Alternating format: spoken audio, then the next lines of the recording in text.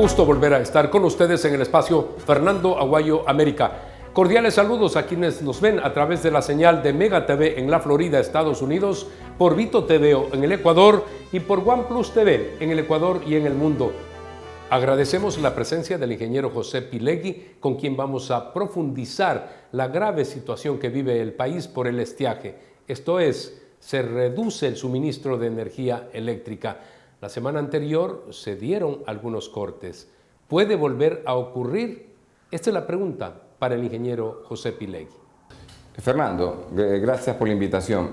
En realidad, el tema del estiaje es un tema recurrente cada año porque es un tema estacional que comienza normalmente entre los meses de octubre y se prolonga más o menos hasta los meses de abril e inclusive un poquito más a veces hasta mayo por la baja de aguas, sobre todo en la cuenca oriental. Cuenca oriental que ocasiona que centrales que están principalmente en la zona del Austro, como Hidropaute, que incluye la central Paute, la central Sopladora, Mazar, las que están más arriba, Agoyá, Pucará, más al norte podríamos estar hablando también de Cocacoa, Sinclair, se ven afectadas por esta disminución hídrica, lo cual afecta también la producción energética, es decir, la producción de electricidad.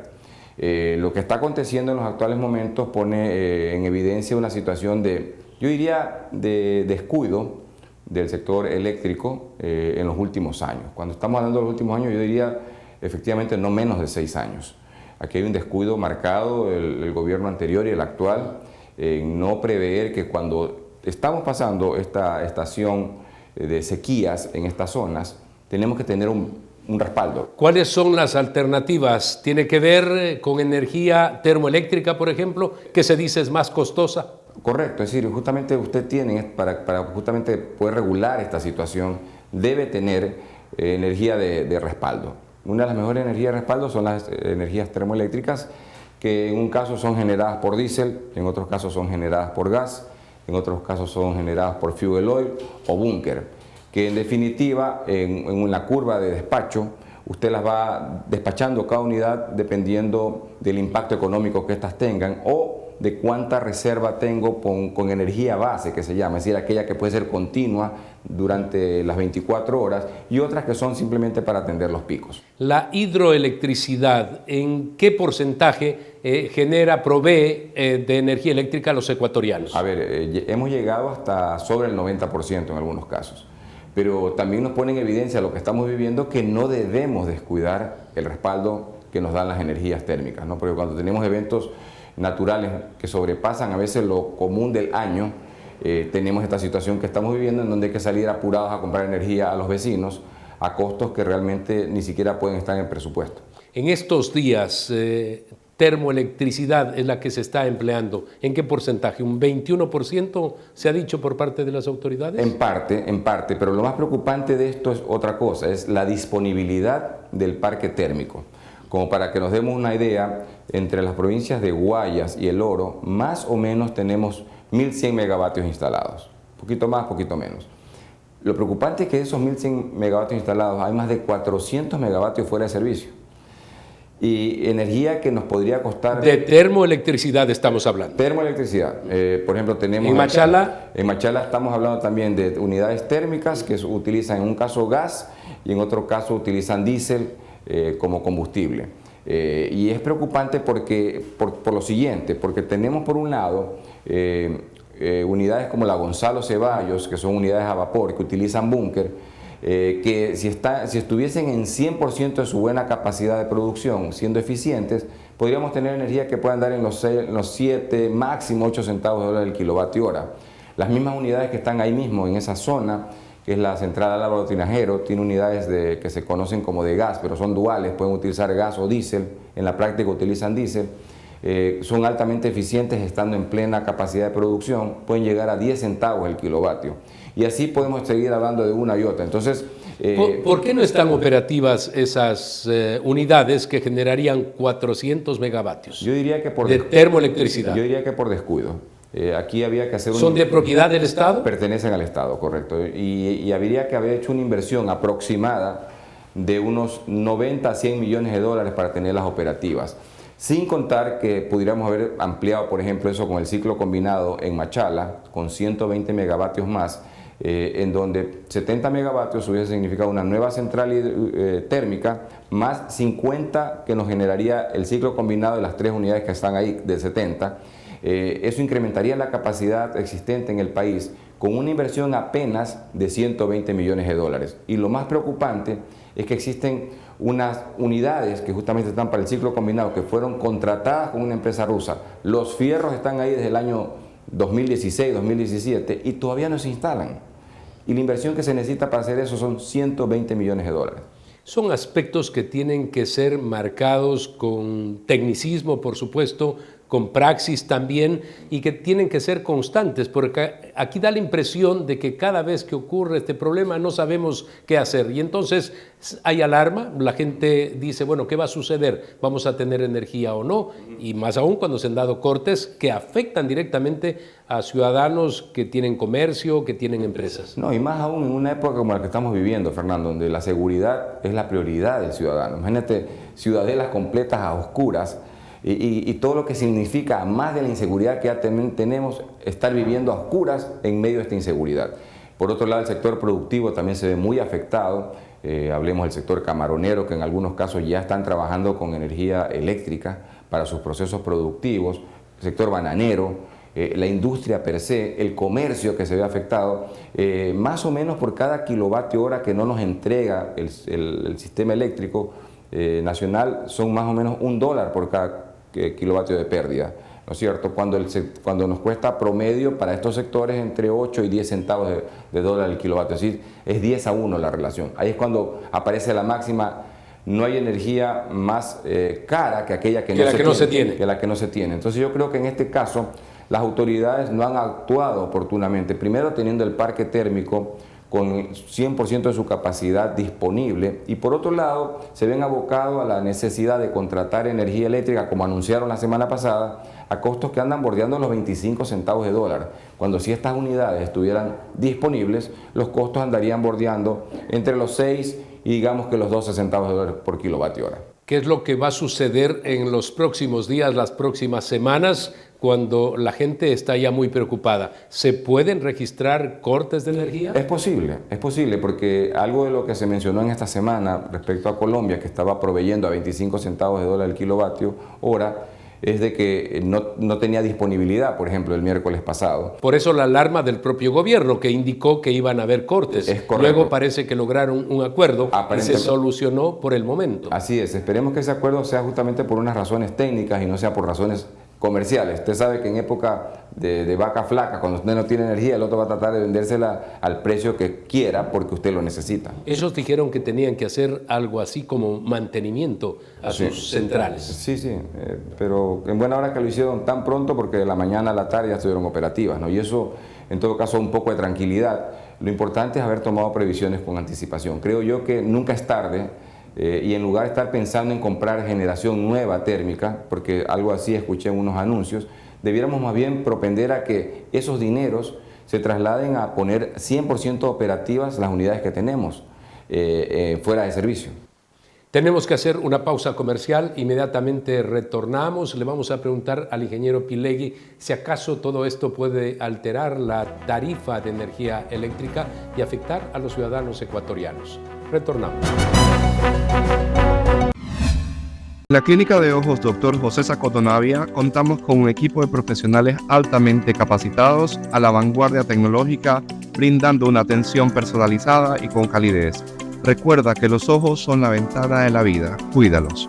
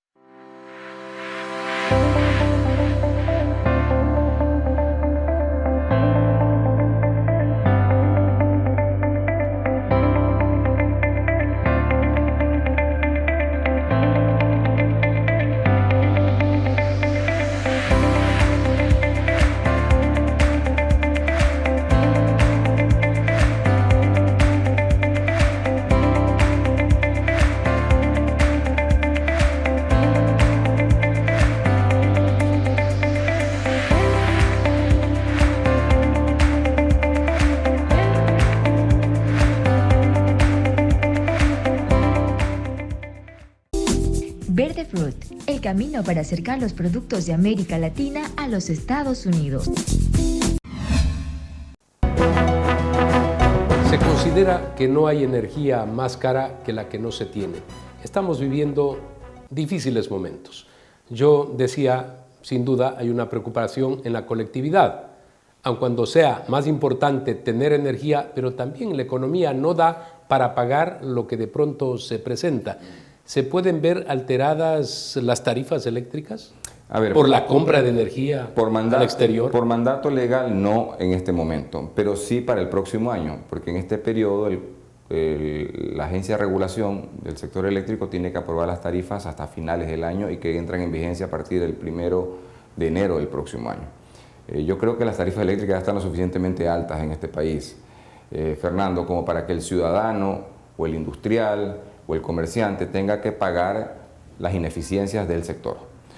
Por estas razones es que se torna sumamente importante, prioritario, el hecho de que vean cómo recuperan todo ese montaje termoeléctrico que de pronto no está siendo utilizado. Mira, yo creo que era más procedente ir pensando en estos fondos que se están comenzando a gastar, porque no te queda nada, comprando energía, en haber invertido, ¿no es cierto?, en darle mantenimiento a las unidades térmicas que están fuera de servicio y aquellas que también en poco tiempo más van a comenzar a entrar fuera de servicio porque no les están dando mantenimiento, que estar pensando en la locura, por un lado, de comprar más generadores, que significa otro gasto por mantenimiento que no se consideran dentro del presupuesto del sector o dentro del presupuesto del fisco, y adicionalmente a ello suma el hecho del gasto que en sí significa cuánto diariamente ya le comenzamos a pagar a Colombia. Por ejemplo, se dice que hay que pagar $3 millones diarios a Colombia. Imagínate, al mes son 90 millones de dólares. Y lo que necesitamos para poder recuperar estos 400 megavatios que te estoy indicando, andan bordeando los 90 o 100 millones de dólares. Repotenciación, habilitarlas, esas centrales. Claro, repotenciarlas, primero darle mantenimiento, las otras repotenciarlas y de acuerdo también a lo que mandan los fabricantes, hay ciertas horas de su vida útil que tienes que cambiar partes o piezas. Eso no toma más allá de 3 a 7 meses. Eso se puede haber previsto perfectamente desde el año pasado y no estaríamos en apuros en este momento. ¿Usted considera entonces que no se debe comprar en estos momentos generadores termoeléctricos? Sí, yo creo que más bien hay que pasar la crisis, hay que hacer buenos contratos de compra-venta de energía con Colombia o con Perú, que también nos venden energía. Por otro lado, creo yo que sería una cosa inoficiosa estar metiéndole la mano a la caja fiscal para comprar más generadores térmicos que en algunos de los casos son ineficientes, y más bien los que tenemos y que han sido construidos bajo normas internacionales y planificaciones oportunas, repotenciarlos para que estén 100% disponibles. ¿Existe el peligro de que ocurra lo propio en Colombia, que haya estiaje y que no puedan vendernos, no puedan exportar energía al Ecuador? Son regímenes parecidos, no te olvides, ¿no? Entonces nadie quita esa posibilidad. Pero por otro lado también hay que estar conscientes de que debemos tratar de cualquier forma de asegurar el suministro a la ciudadanía, como lo dije antes, no solo por la energía per se que tú necesitas para todas tus actividades, sino también por los temas de seguridad, que en el caso del país son gravitantes y bastante delicados. Ingeniero, concentramos la construcción de grandes hidroeléctricas en la zona oriental. Ahí hay problemas cada año, estiaje, falta de agua y por lo tanto no pueden ser operativas al 100%. ¿Por qué aquello? ¿Porque la naturaleza del Ecuador permite por caídas de agua esa posibilidad o por alguna otra razón y no se construye, por ejemplo, en la zona occidental? Nuevamente vienen los equilibrios, ¿no? Tú no puedes desequilibrar lo que la naturaleza te manda. Y las cuencas orientales justamente tienen este régimen, como también lo tienen las cuencas occidentales. Es patético saber que, por ejemplo, el proyecto Toachi-Pilatón, que son 210 megavatios, me parece, a cargo de un consorcio ruso-chino, todavía no se resuelve un problema de construcción o de terminación de la construcción desde hace 4 o 5 años. Es decir, yo no entiendo cómo no se pueden poner de acuerdo empresas con el Estado y resolver el tema. Tendríamos 210 megavatios ya de la cuenca occidental, por ejemplo. ¿Está terminada esa obra? Está muy avanzada, están con los equipos en sitio, pero no la terminan ni la concluyen porque tienen controversias con el Estado. Entonces hay que darlas por terminar. Lo mismo lo que mencioné antes, el ciclo combinado en Machala. Ahí tienes 120 megavatios más que podrían entrar a operar, y eso por otra controversia que se dio con una empresa rusa. Está bien, tal vez hubieron problemas en la contratación, tal vez hubieron precios excesivos, pero ya tienes el equipo acá, resuélvelo. Lo otro es que la justicia se encargue de llevar por su cuenta y riesgo lo que tiene que reclamar. Pero no nos olvidemos que estamos también perdiendo oportunidades importantes, porque la energía térmica no solamente viene por el diésel, por el fuel oil, por el búnker, también viene por el gas natural, y no estamos definiendo políticas nacionales en esto. Los vecinos están corriendo a velocidades de luz en esta materia, y nosotros apenas estamos contentos con los 25 millones de pies cúbicos que explotamos diariamente, cuando ya hay reservas para explotar mucho más en el Ecuador. Podríamos llegar a los 100 millones, y con eso, por ejemplo, alimentar estas centrales térmicas que están ahí en Machala y probablemente otras más, y bajaríamos los costos de producción. O si no, importemos el gas, que ya se lo puede hacer, para poderlo utilizar en procesos productivos como el de generación. Ahora creo que se va a comprar precisamente gas natural para que pueda funcionar esta planta de Machala. En parte, porque no te olvides que son los 140 que están operativos, pero esos 140 deberían crecer a 210, con el ciclo combinado podrían terminar en 260 megavatios. Imagina todo el ahorro que podría significar esto, y si le ponemos solamente gas natural, la disponibilidad que podría tener esta central sería magnífica. Usted ha hecho referencia a Toachi Pilatón. Este nombre se escucha desde hace tantos años, pero finalmente, como usted bien lo señala, no está operativa esa central. En el caso de Coca-Codo Sinclair, que también tiene graves problemas de carácter legal, no ha sido recibida la empresa por parte del Estado ecuatoriano a la empresa china. Sin embargo, está aportando, y es básico lo que entrega actualmente Coca-Codo Sinclair. Es importante, es un promedio de 1000 a 1100 megavatios, es decir, la dominancia que tiene en la demanda nacional anda bordeando el 25%. Entonces son centrales que hay que cuidarlas. Y aporta con el 25% de lo que produce Coca-Codo Sinclair. De lo que necesita. De lo que requiere el Ecuador. El Ecuador. Eso es realmente importante, y está más o menos aportando entre el 75% o 65% de su capacidad total instalada. Eso nos tiene que poner las barbas en remojo, ¿no? Si tienes problemas de índole legal, o si tienes problemas inclusive de índole técnico, resuélvelos. Porque la dependencia que tenemos de ese tipo de centrales es tan alta que lo otro es accesorio. Resolvamos. Eso es parte de la labor que tienen que cumplir los funcionarios públicos y también la justicia, ¿no? Han habido actos de corrupción alrededor de varias de estas obras, especialmente en el caso de Coca-Codo Sinclair, y usted ha dicho lo importante que es. Se habían buscado formas, incluso se habló de entregarles la empresa a los propios constructores, a los chinos, y darles como una especie de concesión. Pero parece que eso quedó eliminado por algún tema de carácter legal, constitucional. No, eso no es tan fácil solución, ¿no? Porque ellos no te olvides que tenemos una deuda también con el gobierno chino por la construcción de esto, que se le entregaron a la empresa Sinohidro.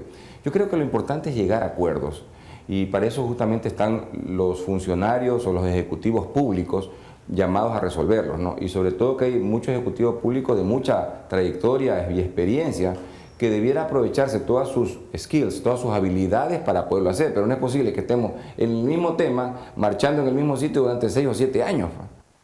Estamos haciendo críticas, en definitiva, a quienes han estado al frente de estos organismos, de estas instituciones, a los propios gobiernos. Han pasado desde de Rafael Correa, Lenín Moreno, actualmente el presidente Guillermo Lasso. Vamos a hacer una pausa comercial. Al retornar, le voy a pedir que nos dé unas opiniones sobre lo que debe hacer el próximo presidente de la República. Recordemos que el 15 de octubre vamos a elegir uno nuevo hasta el año 25. En la Clínica de Ojos Dr. José Sacotonavia contamos con un equipo de profesionales altamente capacitados a la vanguardia tecnológica, brindando una atención personalizada y con calidez. Recuerda que los ojos son la ventana de la vida. Cuídalos.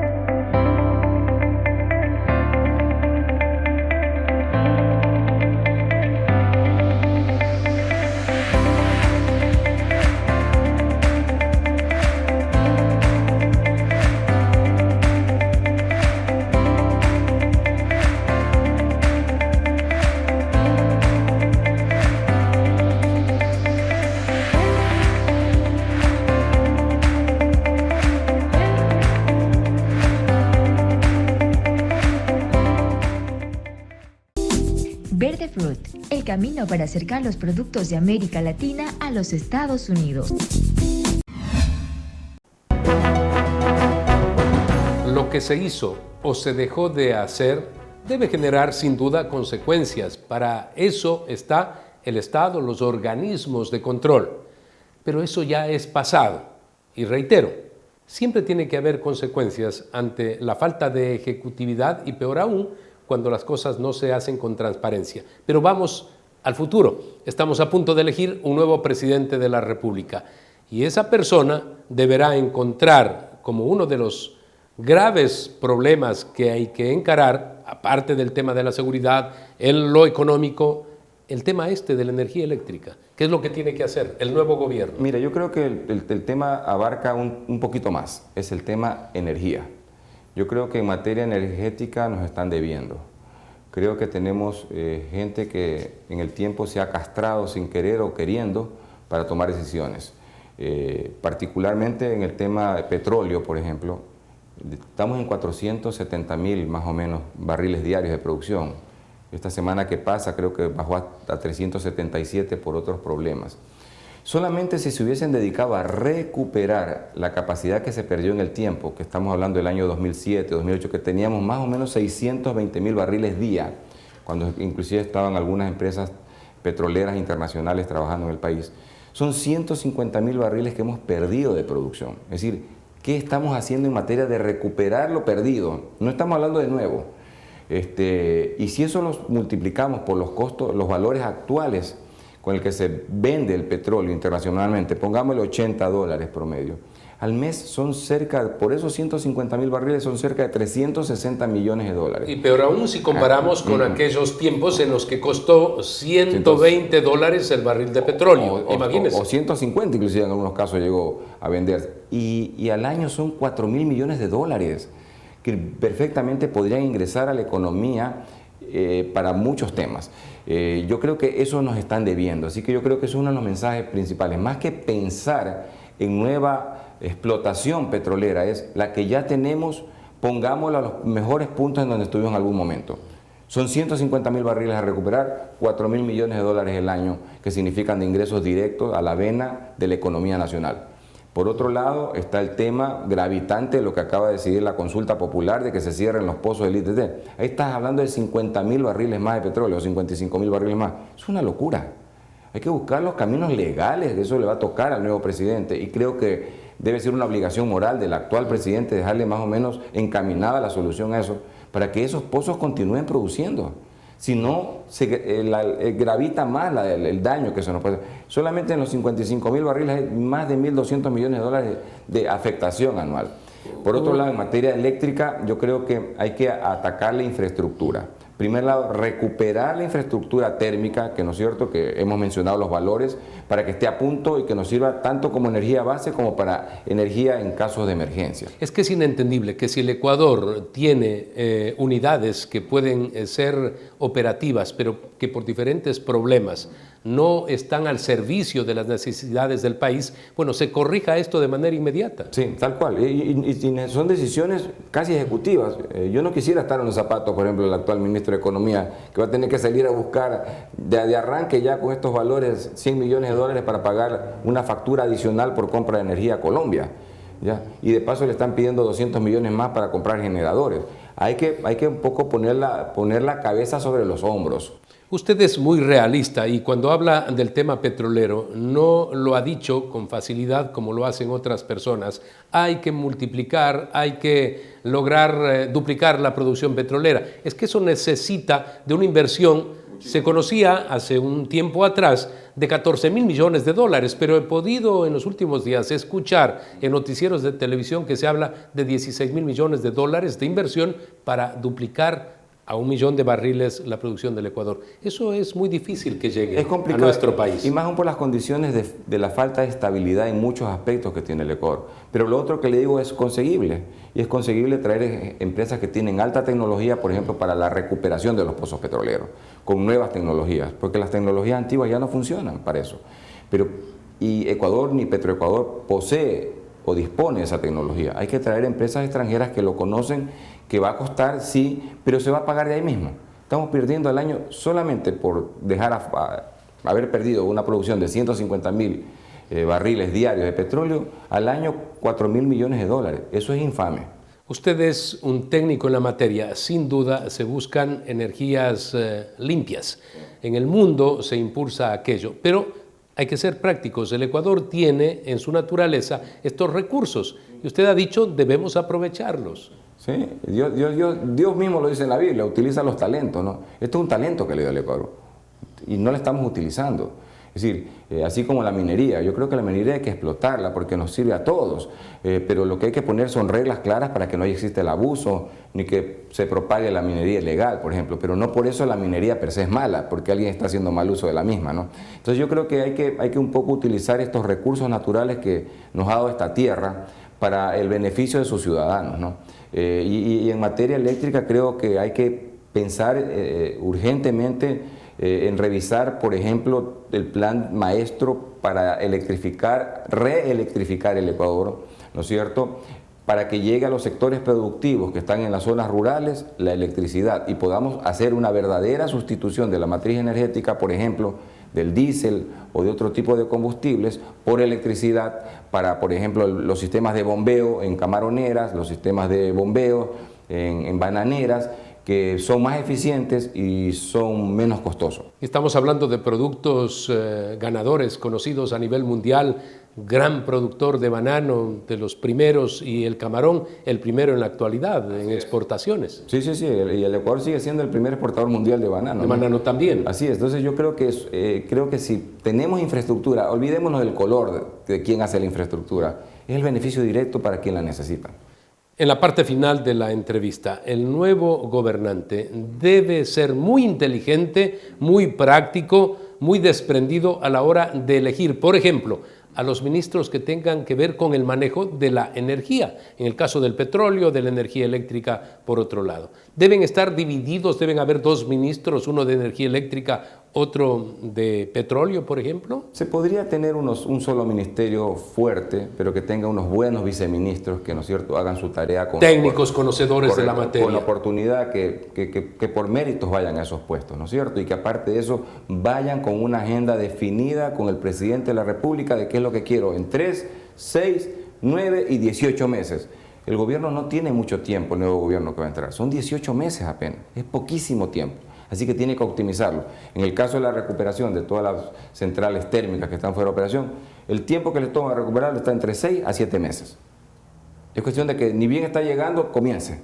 En 6 a 7 meses tenemos disponibilidad completa y sobre todo confiabilidad en el sector eléctrico, que es una necesidad de los ciudadanos para poder garantizar el suministro para nuestras actividades y para, vuelvo y repito, para el tema de seguridad, que es muy gravitante, ¿no?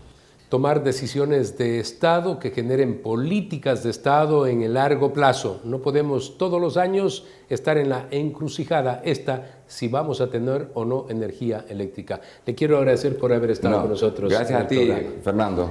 Amigos, recuerden que tienen una cita la próxima semana a través de Mega TV en la Florida, Estados Unidos, por Vito TV en el Ecuador y por OnePlus TV en el Ecuador y en el mundo, en el espacio Fernando Aguayo, América.